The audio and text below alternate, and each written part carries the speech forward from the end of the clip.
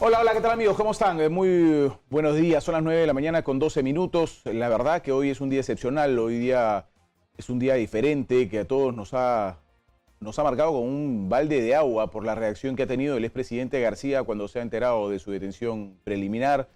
La información que todos manejamos es que una vez que se le hizo conocer que no solamente era allanamiento sino detención preliminar, el señor Alan García Pérez ingresó al baño de su domicilio, al baño debe ser de su habitación principal, y se dio un disparo en la cabeza. Tiene impacto de entrada y salida. La primera persona de la policía que dio informe sobre este tema ha sido la mayor Reynoso Farro, y ella informa esto de la siguiente manera, de primera mano. A las 6:40 ingresó el expresidente Alan García Pérez al Hospital Casimiro Ulloa de Miraflores, atendido en Traumashock por el doctor Luis Honorio Arroyo Quispe, herida por proyectil de arma de fuego en cráneo, orificio de entrada y salida, en circunstancias que era intervenido en su domicilio por personal de la Dirección de Alta Complejidad. Información brindada por esta mayor de la policía. Por supuesto, nosotros tenemos acceso a alguna información. La información no me la brinda a mí, se la brinda a sus superiores como corresponde, y nosotros hemos logrado tener acceso a esta información. La verdad, hay varios temas que analizar ahí. Hoy lo vamos a hacer con Manuel Rosas, que tiene a bien acompañarme unos momentos aquí en el programa. Te lo agradezco, Manuel. Y además hay algo que yo he venido pensando un poco y escuchando muchos medios, haciendo zapping y viendo los análisis y todo. Hay que tener cuidado con lo que viene de aquí en más, con las decisiones fiscales, en el siguiente sentido. Lo que ha pasado es una tragedia. Lo que ha ocurrido es una verdadera tragedia. Esta tragedia no debe ser aprovechado ni por uno ni por otro lado. Tengamos mucho cuidado. La tragedia que ha ocurrido con el señor García Pérez no puede ser aprovechada por ninguno de los lados.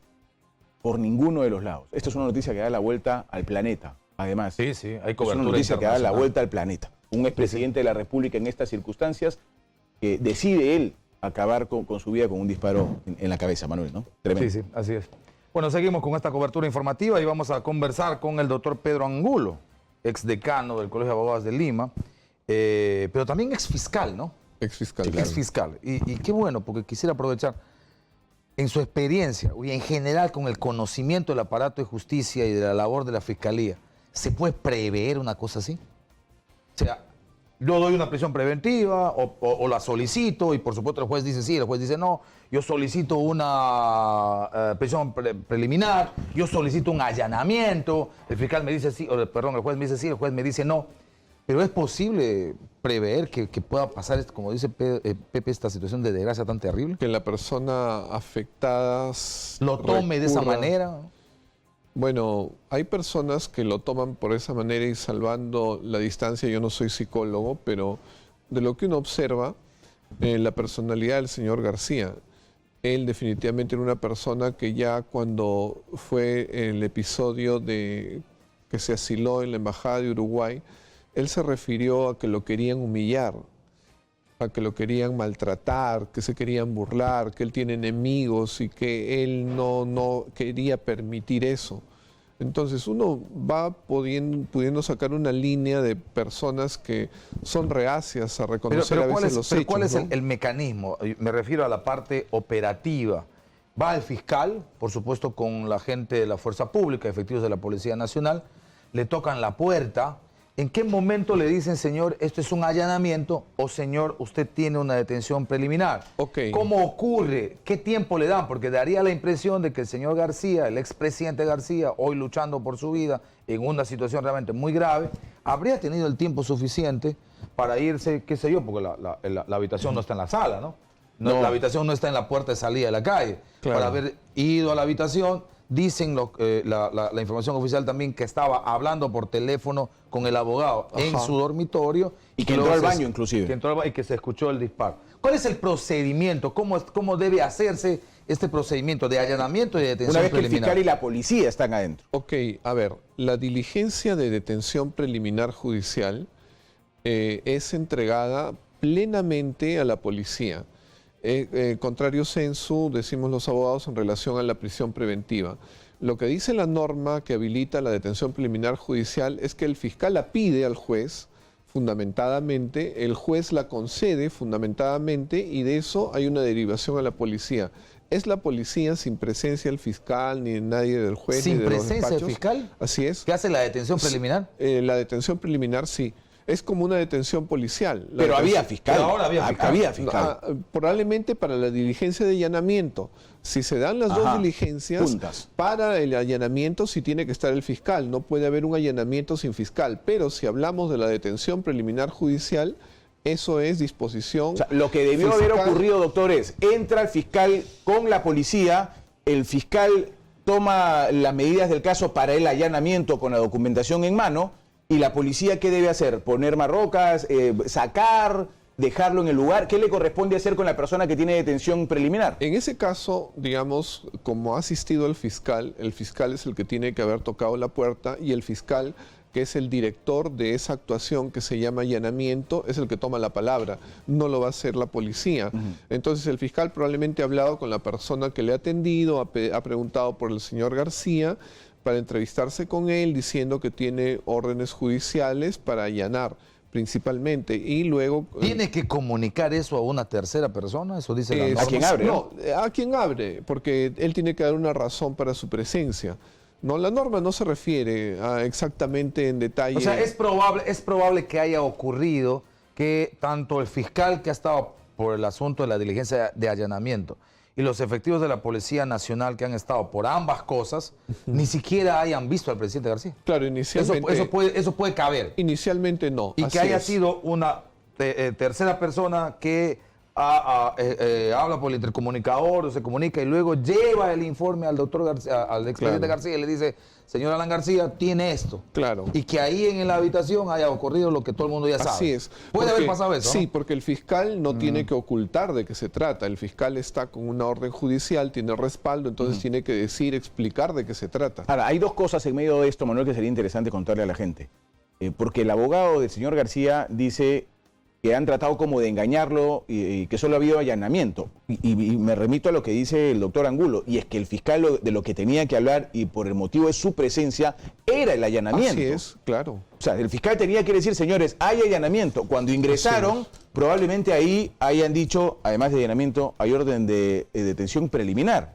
¿Cómo lo habrá conducido ya estando el fiscal precisamente por el tema del allanamiento? Lo podríamos especular de múltiples maneras, ¿no? Pero lo real es que tienen que haber explicado de qué se trataba. Y evidentemente no es el allanamiento lo que ha motivado esta reacción del señor García. Ha sido la información sobre lo otro. Ahora, el debate se pone fuera de la parte personal, de la decisión tan terrible, tan trágica y tan lamentable del expresidente García, y todos estamos a la expectativa de que ojalá salga de este trance muy duro, bueno. todo el mundo espera, aunque los pronósticos son de críticos a muy malos ahora mismo. Es bastante grave. Sí, es muy grave. Pero fuera de ese aspecto, la parte legal, se está aprovechando la coyuntura para cuestionar severamente el asunto de la detención preliminar y de las prisiones preventivas. A eso me iba yo cuando te decía que no se puede aprovechar de ninguno de los dos lados esta tragedia. No, definitivamente no debe hacerse porque las normas tienen que funcionar. Las normas funcionan para todas las personas. No hay alguien que, porque él se considere por encima de las normas, pues que se quiera librar de algún modo. Ok, pero permítame un segundo, pues nos vamos a ir con Stephanie Pineda hasta el Hospital Casimiro Ulloa. Estamos en vivo. Stephanie, adelante.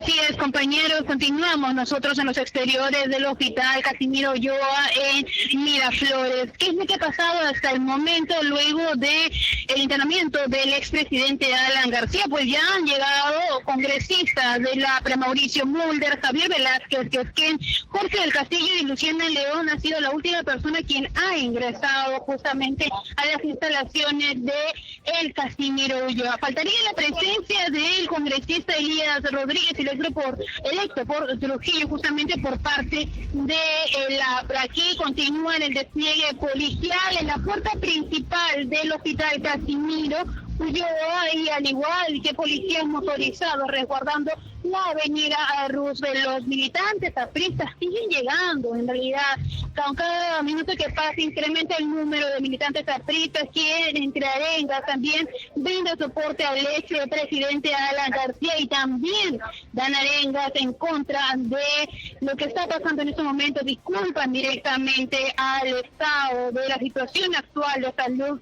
del ex presidente. Hace unos minutos ingresó Javier Valle Riestra, también recordemos una persona de edad muy vinculado a la APRA, y él no ha podido brindar declaraciones debido al estado también de su persona. Ha ingresado apoyado de dos guardaespaldas, ayudándolo a caminar para ingresar hacia la puerta principal, que estaba completamente llena de medios de comunicación nacional e internacional, quienes están haciendo un despliegue absoluto de lo que está ocurriendo en estos momentos con la situación del expresidente Alan García. Este es el panorama que se vive a esta hora de la mañana desde el distrito de Miraflores. Con ustedes nuevamente, compañeros. Muy bien, gracias por esa información. Recordemos que el doctor Javier Valle Riestra ha sido congresista de la República, ha sido ministro de Estado, ha tenido sus bemoles con Alan García en una etapa en los 80, luego el 85. Del Consejo de Ministros en la gestión Fujimori, de ¿no? Fujimori. Con Fujimori.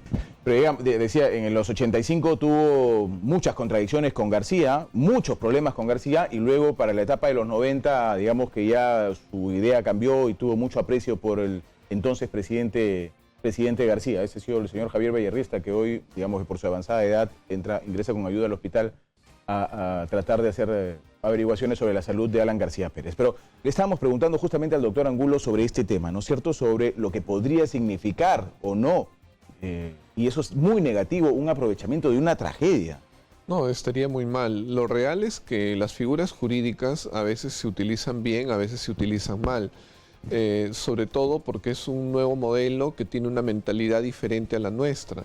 Y entonces cada uno lo utiliza con su criterio hasta que se van haciendo sólidas. ¿Para qué sirve que se hagan sólidas? Los acuerdos plenarios, las casaciones, es decir, las orientaciones del Tribunal Constitucional, de las Salas Supremas, que ellos generan la unidad de criterio al establecer cuáles son los mejores usos, los mejores, debidos, de acuerdo a la finalidad. Entonces, estos errores son humanos, ¿no? Puede haber exceso de celo, preocupación, presión de los medios, entonces funcionan en relación a los magistrados. Nos damos cuenta de los casos más emblemáticos, donde hay personas que son muy significativas para la sociedad, y en la mayoría de los casos no. Yo diría que donde hay más abusos, generalmente más bien es con las personas pequeñas. Eso hay todos los días. Ahí hay todos los días. Acá los días. es difícil, en algunos casos de repente un exceso, ¿no? Pero no es lo que tiene más importancia. En la calle la percepción de la gente definitivamente no es que nuestra norma sea draconiana, ¿no? Lo que la percepción de la gente es que al contrario. Así es. Que en relación a la corrupción lo que había es una impunidad, pero No, y quieren pena de muerte. larga, ¿no? Sí, claro, Todos es verdad. hablan de Singapur. Claro. Es verdad. Ahora, Ahora, el problema es que, perdóname, Manuel, ¿Cómo no? esto no debe servir para que ahora se vaya todo encima en contra de José Domingo Pérez, ¿no es cierto?, que pide esta preliminar, porque ahora la gente va a decir, ahí está la responsabilidad de los fiscales que piden No la hay forma de preliminar. O responsabilizar. sea, No, por para Dios, nada, no cuidado se con juzga, esas no. cosas, ¿ah? O sea, Cuidado. no hay forma, primero, de no condolernos con lo que está ocurriendo, de no solidarizarnos con lo que está ocurriendo y hasta, por supuesto, elevar una plegaria por la vida del señor García. No hay forma. Igual no hay forma de culparle, ¿no? Al doctor Pérez. No hay. Ahora, para entender en el mecanismo legal, no se acaba la vida con una detención preliminar. ¿Qué recursos tiene, en este caso, alguien que termina siendo objeto de una detención preliminar? ¿Cómo se puede cuestionar esa decisión? A ver, yo asumo que el fiscal X me odia y por odio está pidiendo. Resulta que el juez a donde llegue ese juez también me odia y también acepta. Ok, yo, que soy el odiado, ¿qué mecanismo tengo para demostrar ese odio y esa arbitrariedad? ¿O ahí acaban mis posibilidades? No, sí, hay la posibilidad. En ese caso, lo que uno solicita es un apartamiento a la misma persona. Solicita la inhibición, es la figura jurídica. Y si la persona no lo hace, entonces acude uno a los superiores. Ustedes saben que acá se está produciendo este tema, con esta persona no hay imparcialidad, entonces siempre va a ser nefasta en sus decisiones. Y un documento fundamentado, de repente algún recaudo, un elemento de convicción, vale decir una prueba, y con eso se puede obtener una decisión. Y la medida además es apelable, ¿no? O sea, también. la decisión de ¿Qué es lo la que ha pasado con decisión Pepecano? Así es, con Keiko también. Con claro. Keiko también. Keiko no Sí. terminó los 10 días. Así es. Y la Con segunda sala de Ollanta apelaciones. Humala y Exacto. Nadine Y también. las prisiones preventivas también son apelables. Es decir, Por nuestro supuesto. sistema trabaja con la famosa doble instancia, ¿no? Así es. Y así hasta es. una final, que es el tribunal, que es lo que le da libertad a Ollanta y es. Nadine, por ejemplo. ¿no Y es cierto? diríamos también que han habido las últimas sentencias, la del caso de Nadine Heredia con Ollanta Humala del Tribunal Constitucional y una última casación, me parece, de la Sala Suprema, que inclusive son más exigentes, ¿no? Mucho más exigentes. Sí, mucho se más han reclamado muchísimo por el Ahora, tema de la uno casación. La entendía, valla sin muy embargo, alta. uno entendía, sin embargo, que el efecto de esta decisión del Tribunal Constitucional en el caso Nadine y Ollanta y la casación que acaba de dar el juez San Martín y toda su sala iba a generar precisamente lo que algunos esperaban, es decir, que ya ni los fiscales pedían ni los jueces daban. Que sea difícil. Pero claro. parece que no, ¿no?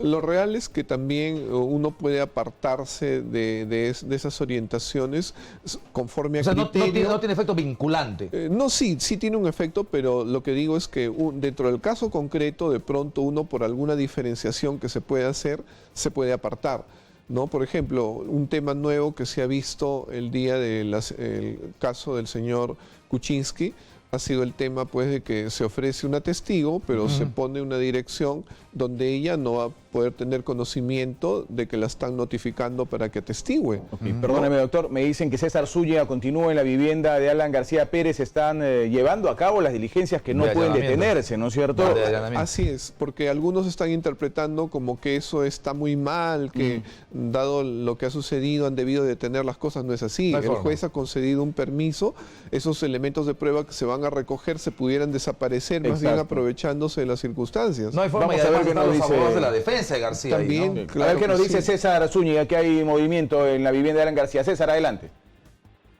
José, así es, muy buenos días, información en vivo. Estamos en los exteriores de la casa del exmandatario Alan García. Hace unos 20 minutos exactamente ingresó primero un grupo de la División de Homicidios de la Policía. Realizó unas previas diligencias, vamos a entender, muy breves, y posterior a ello, después de 15 minutos, volvieron a salir para después volver a ingresar en compañía ya de la fiscal adjunta de Miraflores, Carmela González. Ella se ha identificado así. Según lo poco que pudo declarar antes de ingresar a la vivienda, indicó que ha venido por encargo de su misma Fiscalía Provincial, donde ella, en todo caso, es procedente para realizar las diligencias correspondientes a lo que habría sido, como todos ya sabemos, este intento de suicidio directamente por parte del exmandatario Alan García. Ahora, hay otro punto, también dentro de lo que vendría a ser la casa del exmandatario continúa personal de la DIVIAC, personal de delitos de alta complejidad del Ministerio del Interior, realizando las diligencias que en un principio se iban a realizar también en este domicilio. Asimismo, el panorama afuera es que se ha reforzado la seguridad de la policía. Hay un contingente al menos de 40 policías rodeando la casa del exmandatario. Y bueno, según lo que ha indicado también la fiscal Carmela González, es que está a la espera de peritos de criminalística para ya comenzar las diligencias dentro de este domicilio. Es el panorama que se tiene hasta este momento desde la casa del exmandatario. Contigo, José. Ok, César, te agradezco. Gracias por esa información en vivo. Bueno, sí, las cosas tienen que seguir haciéndose, las pericias tienen que Así es. seguir realizándose, y en este caso inclusive la pericia ya por el tema del atentado contra su propia vida de Alan García, ¿no? También, Así es. porque podría haber en algún momento alguna persona podría decir que más bien se ha atentado contra la vida de él, ¿no? Como anteriormente se dijo cuando se dio el golpe del 92, que lo que querían era matarlo y no detenerlo. Entonces, definitivamente eso se tiene que esclarecer. Es un también. protocolo de ordinario frente a un hecho de este tipo, ¿no? Un Sí, intento no, y de hay suicidio. responsabilidad en esas actuaciones, no se pueden interrumpir. Y no está en una condición de indefensión el señor García. No, para Están nada. abogados, está el doctor Así Erasmo es. Reina ahí, por supuesto, defendiendo los intereses, como es lógico, en el debido proceso del expresidente. Ahora, García. un detalle más sobre, ya que mencionas a Erasmo Reina, que es una de las cosas de la que se ha quejado el abogado, y es el fiscal debía llegar con una identificación clara, por lo menos con la medalla en el pecho. ¿Esas cosas son obligatorias para la llegada de fiscal ante un allanamiento? Bueno, podría ser, pero no hay una exigencia de que tenga que ser así.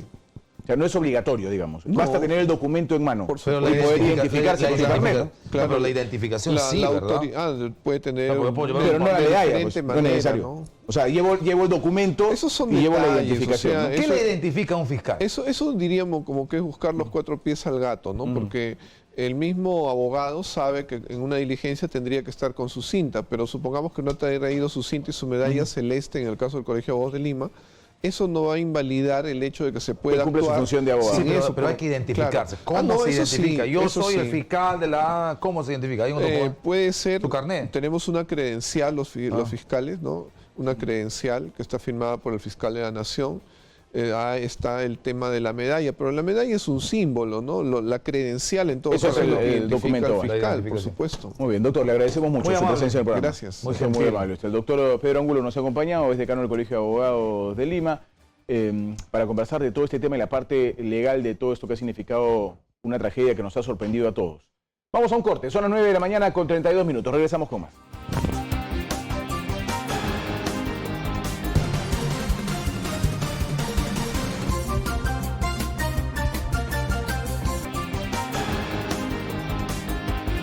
Muy bien, señores, continuamos con el programa. Vamos en vivo con Karen Santillán a esta hora, 9 de la mañana con 33 minutos. Ella está en la prefectura de Lima. Y novedades, recuerden que el señor Alan García estaba en una lista de personas que tenían detención preliminar, entre ellas Enrique Cornejo, ex ministro de Estado.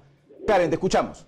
Así es, compañeros. Hace minutos acaba de ingresar a la prefectura de la Avenida España Enrique Cornejo. Recordemos que el exministro estuvo en una conocida radio local cuando indicó que se entregaría voluntariamente a la justicia para colaborar con las investigaciones. Recordar además que esta entrega del exministro de Transportes Enrique Cornejo corresponde a la orden dada por el fiscal José Domingo Pérez, quien además de solicitar la detención preliminar de Cornejo, también solicitó detención para el expresidente Alan García, su exsecretario presidencial Luis Nava Gilbert y su hijo Nava Mendiola, el exdirector de Petro Perú Miguel Atala y su hijo Samir Atala Neni, y el exdirector ejecutivo de la Autoridad Autónoma del Tren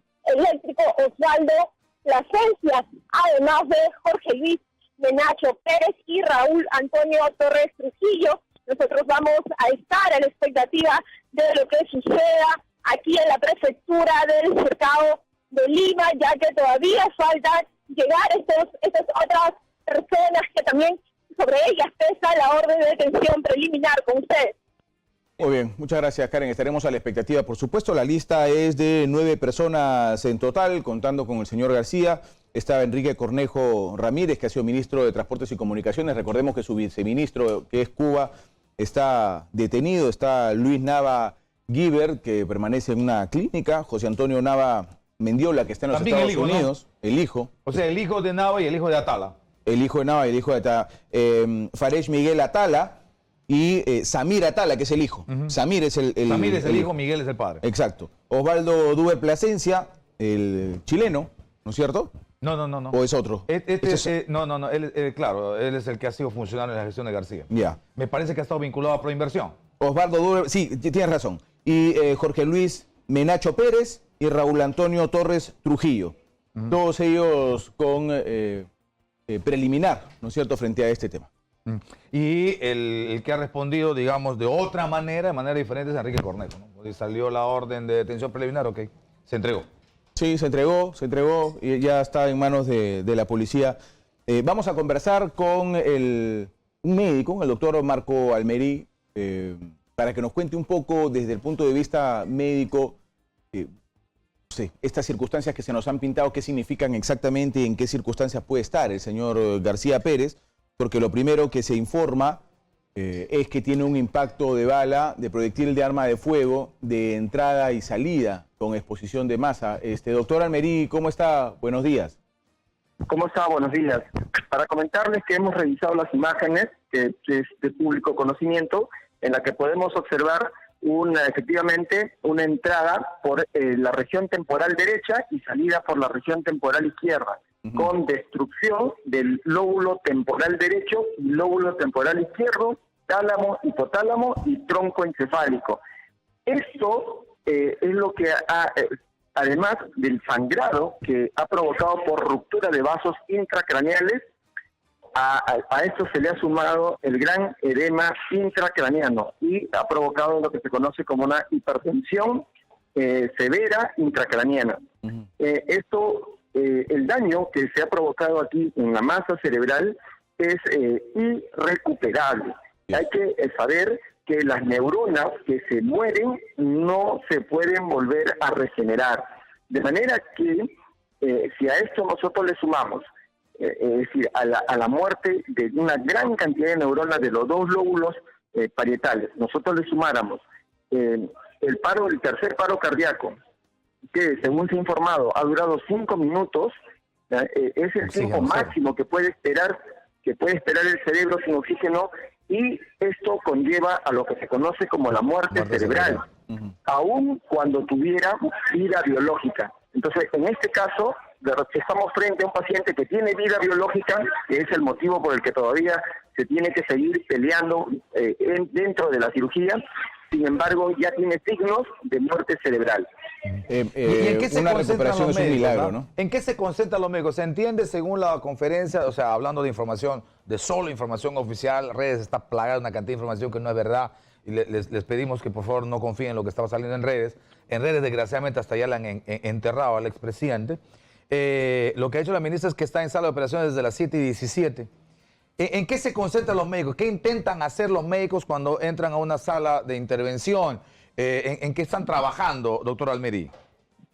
Fundamentalmente la vida biológica. Fíjese, el paciente está, por ejemplo, con una ventilación mecánica, es decir, el pulmón recibe oxígeno para que a su vez este oxígeno pueda ser llevado por la sangre a todo el organismo y mantener las otras estructuras como el riñón, por ejemplo, el hígado, el páncreas, el corazón, oxigenándose y por tanto todavía con vida biológica.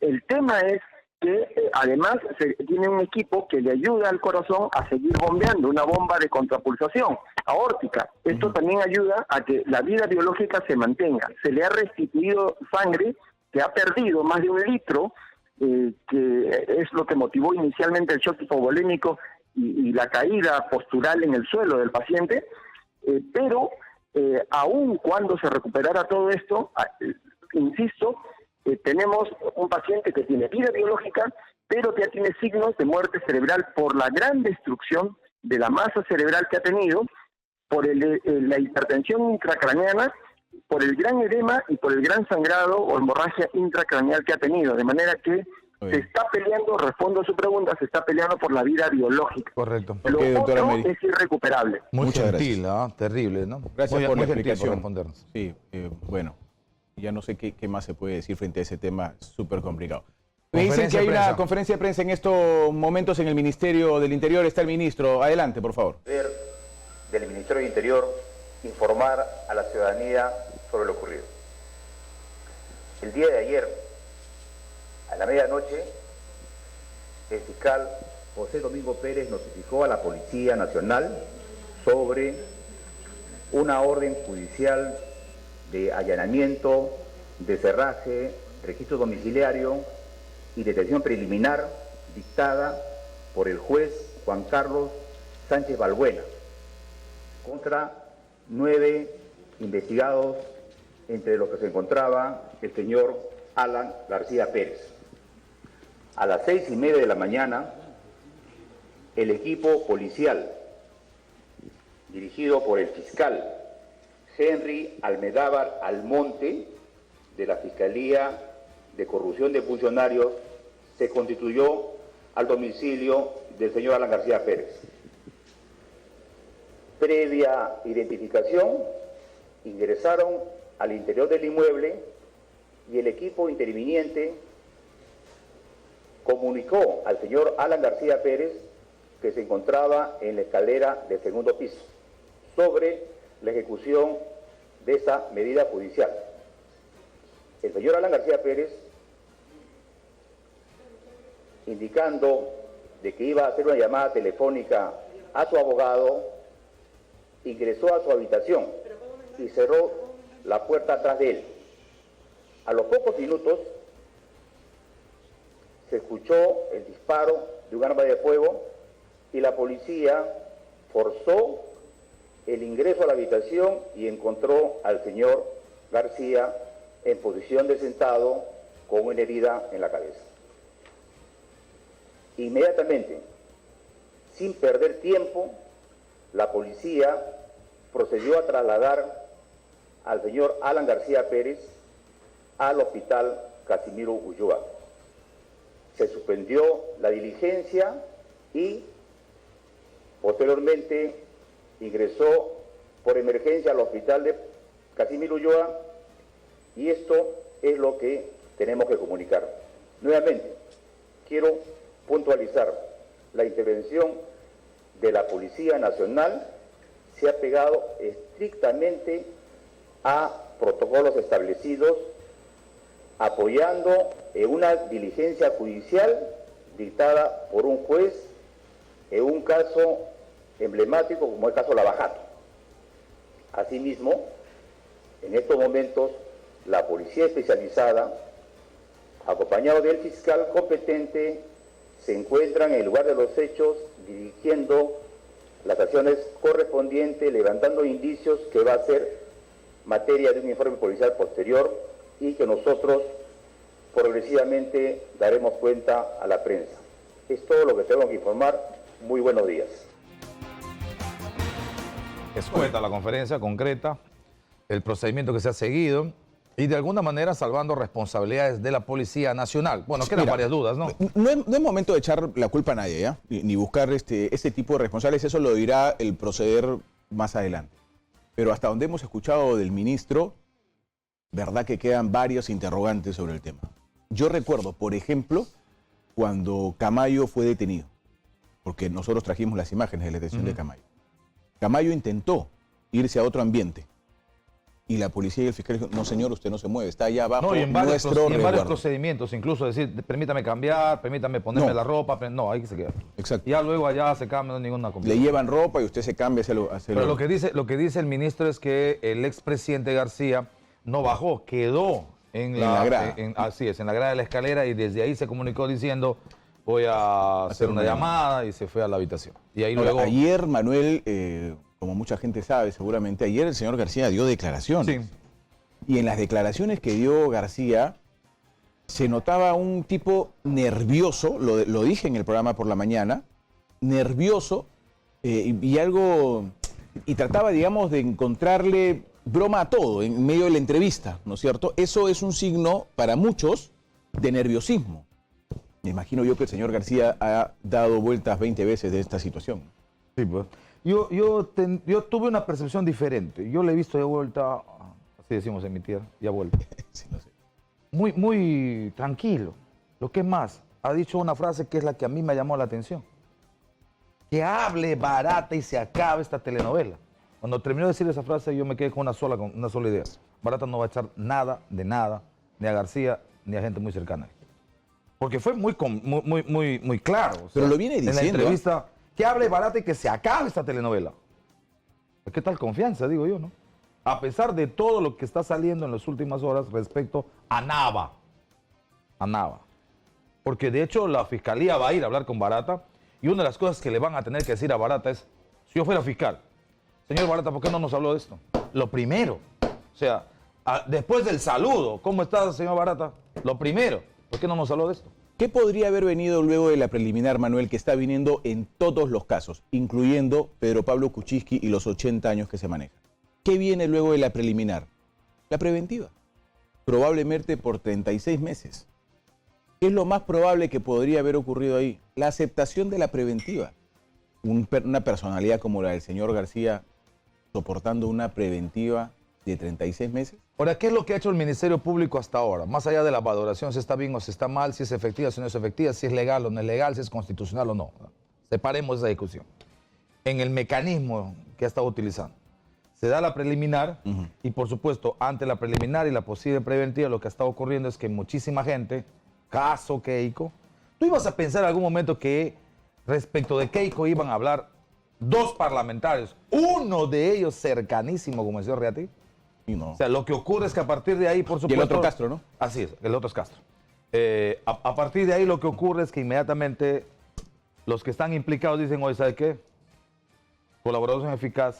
El sobrino de Yoshiyama. Sí, claro. El sobrino de Yoshiyama. Que para haber formado parte de esa dupla, Jaime Yoshiyama, tiene que haber sido un sobrino de extrema confianza. Pero ante una preliminar y a la posibilidad de prisión... Y el abogado, ¿te acuerdas cómo es el abogado Moreno? El que en medio de la audiencia pidió... Que se someta a hablar con el fiscal para someterse a se la negaron. Claro. O sea, insisto, más allá del debate de si eso está bien, si está mal, si es chantaje, si no es chantaje, lo que fuere, ese ha sido el procedimiento. Entonces, uno de los escenarios es que a partir de la preliminar y la posee preventiva, ni Atala ni Nava hubiesen podido o querido o decidido tragarse el sapo de ser ellos los responsables. Y el propio Cornejo, que es el que también está con orden de prisión, ¿no? Y yo pensaba más bien, y lo analicé en los últimos días, que quien podría convertirse en un colaborador podría ser Nava, pero no Nava padre, sino Nava hijo. Quizá, ¿no? Pero bueno, ya eso forma parte del análisis un poco de las especulaciones. También Atala, también Plasencia, que también está, ¿no? Sí, hay varios. Cornejo, bueno, como dices tú, no se sabe. Estamos en línea con el doctor Juan José Quispe, con quien hemos conversado sobre este caso en varias oportunidades. Doctor Quispe, ¿cómo está? Buenos días, gracias por atendernos. ¿Cómo está, José? Buenos días, gracias a ti. No, al contrario, estamos aquí con Manuel Rosas, viendo este tema del señor García, qué podía pasar y el procedimiento, doctor, que ahora se está poniendo un poco en tela de juicio, ¿no es cierto? El procedimiento que se ha llevado para la preliminar de García Pérez. A ver, saludo también al señor Rosas y creo que va a ser siempre bienvenida su nueva presencia en el ámbito periodístico. Lo que le digo es lo siguiente, estamos hablando, ¿te acuerdas, José, igual cuando se hablaba del tema del convenio de la Fiscalía con Odebrecht? Estamos hablando ahora sobre la versión de un policía que le cuenta al secretario personal de Alan García y el secretario personal de Alan García cuenta a los medios de comunicación. Porque el señor secretario habla como si estuviese ahí, al final dijo, fue un suboficial que me comunicó, que me contó todo esto. Entonces, lo que sí quiero hacer unas precisiones, José. Sí. Cuando la policía y la fiscalía tienen una orden de detención preliminar, esta orden de detención lleva inmerso dentro una orden de allanamiento de morada para poder entrar la fiscalía y ejecutar la detención junto con la Policía Nacional. Entonces, si se va a querer tergiversar y decir al señor Alan García se le engañó y se le dijo solamente vamos a allanar tu morada, y luego allanaron pero con detención, estamos falseando las cosas como deberían ser. Una orden de detención preliminar tiene un allanamiento de morada intrínseco para que la policía no tenga ningún impedimento y no hacer como se hacía antes. Antes, cuando alguien quería detener a una persona, tocaba la puerta si sabía que estaba ahí y esperaba que salga y diciéndole te voy a entregar una encomienda que te viene de provincia de tu hermano. Una vez que sale de la puerta, recién le detenían. Ahora vienen ya las órdenes de detención con allanamiento. Ese es por un lado. Y por otro lado, es bien extraño, José, bien extraño que en medio de una diligencia de detención y allanamiento haya salido la camioneta personal del señor Alan García con rumbo hacia la vía expresa al centro de Lima, y finalmente luego se sabe que el señor Alan García es internado en la clínica en el correspondiente. Sí, la situación en sí, la situación completa es una situación extraña. Por lo que describe ahora el ministro del Interior también, claro, aquí no habría habido ni siquiera el necesario acercamiento, o sea, no necesario, porque sí era necesario, evidentemente, por las circunstancias, pero no habría habido el acercamiento con el propio García y la policía. Es decir, la policía no llegó a coger, digamos, a Alan García por lo que cuenta el ministro, ¿no? Ese procedimiento está bien, doctor Juan José Quispe. Narra el ministro hace unos instantes que llegan, que tienen la orden, que ingresan a la casa, encuentran al expresidente García en las gradas de la escalera que lleva al segundo piso de su domicilio. Les comunican, estamos hablando de algunos metros de distancia probablemente. El expresidente García pide un momento para ir a la habitación para llamar por hacer uso del teléfono y le permiten. Esta parte de permitirle, de no hacer efectiva la detención en el momento, en el acto, ¿esto está bien? ¿Eso es correcto? Perfecta su pregunta, señor Rosa. Yo creo que ese procedimiento, si es verdad lo que ha pasado, hay una responsabilidad de los policías y del fiscal que está ahí.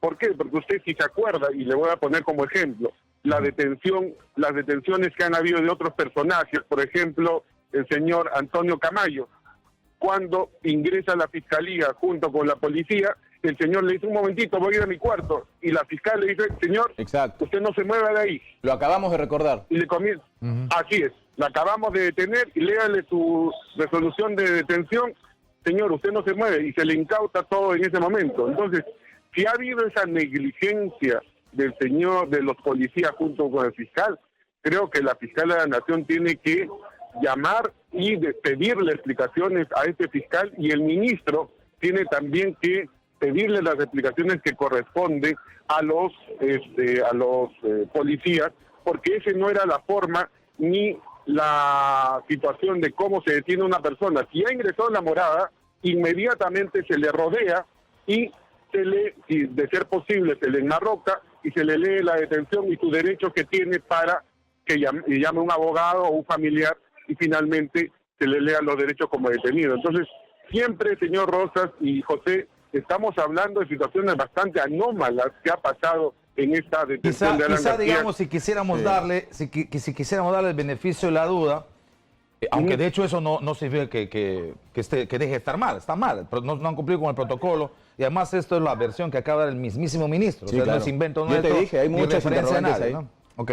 Pero, digamos, quizá lo que puede haber ocurrido es que se quedaron, qué sé yo, impactados por la figura de García, o quizá han querido darle algún tipo de trato, no sé si la expresión sea preferencial, pero sí diferenciado por su condición de expresidente de la República. Igual, insisto, estaría mal, pero quizá eso haya pasado, ¿no? Sí, mire, siguen apareciendo circunstancias anómalas y eso es un mal protocolo, pero lo extraño es que seguimos hablando de versión de terceros, contados por un secretario personal de Alan García, que todos los conocemos, no siempre dice la verdad completa. No, pero esta es una versión, doctor Esta es una Quispe, versión que del ministro. acaba de dar el ministro del En Interior. conferencia. Él ha contado Esa exactamente es cómo una ha ocurrido. versión que le ha dado el ministro del Interior sobre la base del personal de seguridad de Sí. Alan García. Sí. Bueno, no, me imagino yo, de la base del personal de la policía que ha ingresado. Imagínese que el Fiscal, ministro con se fiscal. guíe para una conferencia de prensa en base a seguridad de García. No, de hecho, además, doctor Quispe, el fiscal que ha ido llevando efectivos de la Policía Nacional, Claro. que no son necesariamente los que están en la guardia personal del expresidente García, ¿no? Pero bueno, igual eso es materia de discusión. Ahora, en el tema de fondo, la defensa de García ha dicho varias cosas, ¿no? Primero, por supuesto que la idea es que Gorriti es Satanás, ¿no? Eso es lo primero. Y de él ya no sé qué calificativo ponerle desde la percepción de los compañeros. Pero no hay nada contra García, dicen. No hay ni una sola imputación contra García, dicen. No hay ni un solo documento contra García, dicen. No hay ni un solo depósito contra García. No hay nada que implique a García. ¿Esto realmente es así? Y si eso es verdad, ¿cómo justificar una medida de detención preliminar en ese contexto? Bueno, señor Rosas, yo le diría lo siguiente. Si no hay nada, para comenzar, ¿por qué el señor Alan García pidió asilo en una embajada? Si no hay nada en su contra. Si no hay nada, ¿por qué el señor ya sabía que venía una detención preliminar por parte del Ministerio Público que ya le estaba pidiendo al juez? Si no hay nada, ¿por qué el señor Alan García finalmente no se puso a disposición y dejó detenerse en ese momento y no presuntamente encerrarse en su cuarto? Entonces lo que sabemos, y usted también hay que ver, es que la Fiscalía ha venido trabajando prolijamente y está encontrando los elementos de convicción necesarios, que esos son útiles para una detención preliminar, no se necesita pruebas, ¿no? Y yo creo que está terminando de triangular los dineros que han recibido tanto Nava, Atala, que por su situación de secretario personal, por su situación de vicepresidente de Petroperú, no tenían nada que ver con las licitaciones con Odebrecht. Entonces, ¿a título de qué habrían recibido $3 millones? Y si lo contabilizamos con el señor Cuba, hacen un total de $12 millones. Entonces, si no tenían nada que ver en licitaciones para los temas de Odebrecht, ¿a título de qué reciben el dinero? Lo que la Fiscalía ya está cerrando el círculo, y ese es el tema, ¿por qué se ordenan detenciones preliminares? Es justamente lo que usted dijo antes de comenzar la entrevista, que hay personas, y ahora son 9 en total, que han ordenado la detención, entre ellos el hijo de Nava y el mismo Atala, que se podrían acoger a la colaboración eficaz y podrían haber echado al señor Alan García, porque las pruebas están ahí. Yo cómo demuestro que recibió o cómo demuestro que los 3 millones son lícitos. lavado de activos está clavado para cualquiera de los dos. Entonces, si quieren salvar su responsabilidad, van a tener que decir la verdad, y decir la verdad es a través de un procedimiento de colaboración. Y no estoy de acuerdo con muchos abogados que dicen que se les presiona a través de una colaboración. No, simplemente lo que se hace es decir, señor, usted va a ir preso, es mejor que diga la verdad, y hay un procedimiento especial que establece que si usted dice la verdad y se corrobora, ojo, no es que se indique, sino que se corrobore todo lo que usted dice, tiene un beneficio de una exención o una reducción de pena. Entonces yo creo que Alan García se dio ya cercado y finalmente habría tomado esta determinación, que es bastante... Ahora, algo que usted señala, y yo lo dije al iniciar el programa de hoy, doctor Quispe, es que cuidado con utilizar la tragedia, ya sea para satanizar las preliminares o las preventivas, ¿no es cierto? O para ponerlas de uno u otro lado y decir, no, como era culpable, sí se merecían, porque no podemos utilizar una tragedia de este tipo para buscar beneficio de uno o de otro lado, ¿no? Mire, le estoy sincero, justamente conversando con personal del INPE y viendo la página, usted ve la página del INPE también, el INPE tiene a fines del año pasado, 2018, 90.000 presos en todo el Perú. De los 90.000 presos, tiene 33.200 presos sin condena, con mandato de prisión preventiva, etcétera. La pregunta que yo le hago, señores periodistas, a los dos: el partido aprista, el Congreso, el APRA y Fujimori, los partidos que tienen ahora la mayoría o que tenían la mayoría del Congreso, ¿han hecho algo por los 33.200 presos? ¿O solamente ahora se ve que porque hay 5 o 10 personas, expresidentes, altos funcionarios, se sataniza la prisión preventiva? Hay que tener bastante correa y hay que hablar con la verdad antes de satanizar a la prisión preventiva como una medida que corresponde cuando hay indicios razonables o cuando hay pruebas en el caso de la prisión preventiva. Pasa lo mismo cuando se apela al asunto de los 65 años, ¿no? Sí, claro. Hay que abrir el Lurigancho y vas a ver que hay gente que tiene 70, 69, 72, enfermos, terminales, con tuberculosis, con VIH. Acaba de morir hace poquito. ¿Cómo se llama? El tío Charlie. El tío Charlie. Claro. En un penal ha muerto. Y no ha muerto porque ha estado sano. Ha estado con problemas de afección pulmonar. O sea, bueno, en fin. Es verdad. Exactamente, ¿no? Exactamente. Muchas gracias, doctor. Gracias, como siempre, muy amable. Gracias, señores. Buenos días. Muy bien, ahí está, pues. Y seguiremos informando y seguiremos dando detalles de lo que está ocurriendo con la situación de Alan García Pérez jugándose entre la vida y la muerte. Vamos a una pausa, regresamos con más.